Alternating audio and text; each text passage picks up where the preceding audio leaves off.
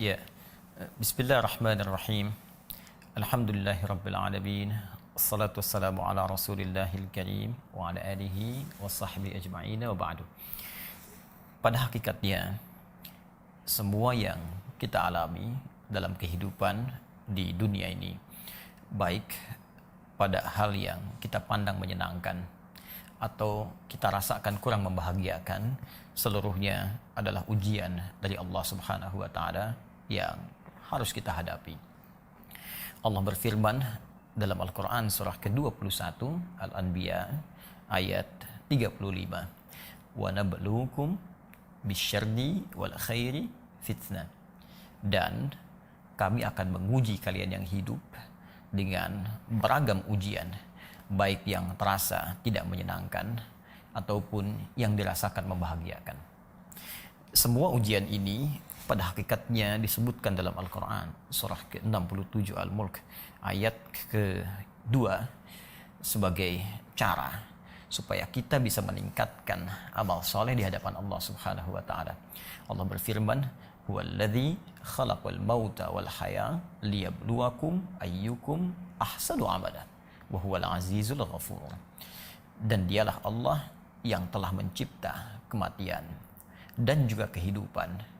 Semua ini untuk menguji yang masih hidup bagaimana mereka bisa meningkatkan amal-amal kebaikannya. Sungguh Allah yang Maha Perkasa dan Maha Pengampun. Terkadang ada ujian yang sifatnya menghidupkan.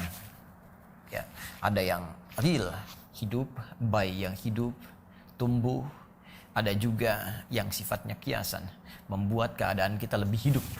Ya, mendapatkan penambahan materi, mendapatkan promosi jabatan, mendapat segala yang membahagiakan sehingga hidup kita terasa lebih berbeda dari sebelumnya.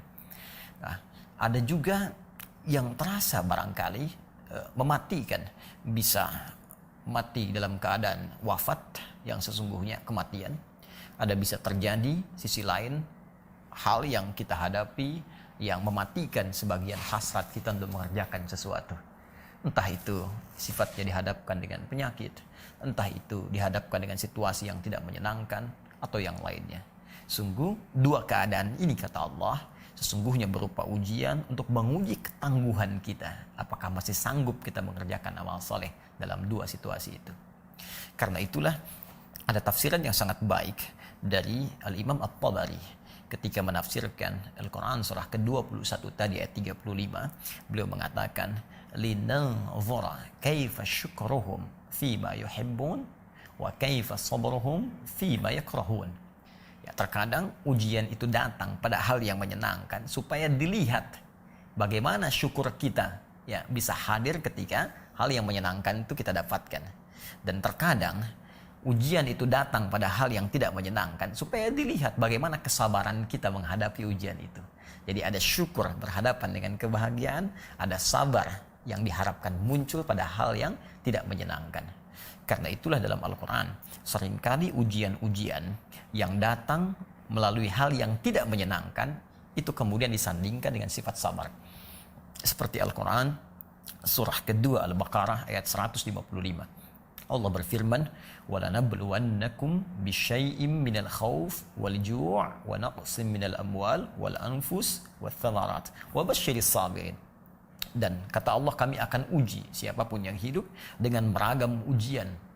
Ya, boleh jadi itu tidak menyenangkan, seperti kekhawatiran, gelisah, takut, rasa lapar, kurangnya harta benda, ya, jiwa yang sakit sampai wafat, atau kerja keras yang diambil oleh orang lain. Namun yang paling menarik kata Allah, wabasyiris sabirin, berikan kabar gembira pada orang sabar. Ya, terkait dengan COVID-19 atau corona ini, ya tentu kita akan menggolongkan pada hal yang tidak kita senangi. Tidak ada orang yang senang dengan datangnya wabah dalam konteks kemanusiaan. Ya, maka dari itu, ketika kita diuji dengan ujian wabah semacam ini, maka apa sandingannya dalam Al-Quran? Apa padanannya dalam hadis? Maka Allah telah memberikan jalan kepada kita bersabar menghadapinya. Bersabar berikhtiar dalam mengatasi wabah ini. Karena itulah bahkan spesifik dalam hadis riwayat Sayyidah Aisyah radhiyallahu taala anha terhimpun riwayat ini, bahkan dikutip dalam kitab Al-Fathur Rabbani fi tartib Musnad Ahmad bin Hanbal Asy-Syaibani dalam bab tentang wabah. Ya, Kitabul Wabah, bab tentang wabah di halaman ke-204. Di situ disitir bahwa Nabi pernah menyampaikan walaysa min 'abdin yaqa'u ta'un fihi wa yamkuthu fi baladihi sabiran muhtasiba. Ya, kata Nabi, dan tidaklah seorang hamba yang mengalami kondisi wabah kemudian dia menetap di tempat dia tinggal itu dengan bersabar, sabiran. Ya, muhtasiba, dia banyak mengoreksi diri. Dia banyak kemudian melihat amal-amal positif yang bisa dia kerjakan. Wa ya'lamu annahu lam yusibhu illa ma kataballahu azza wa jalla lahu.